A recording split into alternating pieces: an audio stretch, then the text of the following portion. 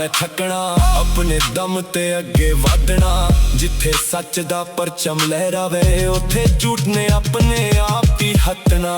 मां दी दुआ मेरी सब तो वड्डी पावर है, बापू दी इज्जत मेरा रियल टावर है। जिन्हां नूं लगदा सी किस्मत सोई पाई, अज ओही कहंदे साकी दा गोल्डन आवर है। मेहनत दे नाल मैं मक्कम बनाया, अपने लफ्ज़ां नाल नाम चमकाया। ना किसे दा हक ना किसे दी रोटी, जो भी पाया अपने कम ते पाया। राणा साकी नाम मेरा शहर विच चर्चा है, जिथे पैर रखदा उथे गेम दा परचा है। यार मेरे नाल ने रब मेरी जाल है, दिल विच हौसला ते अख विच गुलाल है। नाम मेरा शहर विच चर्चा है, जिथे पैर रखदा उथे गेम दा परचा है। दुश्मन भी कहंदे ने मुंडा जबरदस्त है, अपनी ही दुनिया है अपना ही राज है।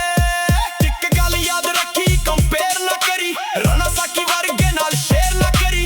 जिथे गल इज्जत ते आंदी हमें हथ किस फेक बंदे दी केयर ना करी। नाम मेरे चलना लंबी रेस विच, यार मेरे वस दे दिल दे स्पेस विच। अज भी सच मेरा हक फड़ के तुरदा, गल भी रहूंगा लोकां दे फेस विच। राणा साकी नाम मेरा आवाज नहीं पहचान है। मेहनत मेरी ताकत, रब मेरी शान है। जिथे पैर रखदा राह बन जांदी है।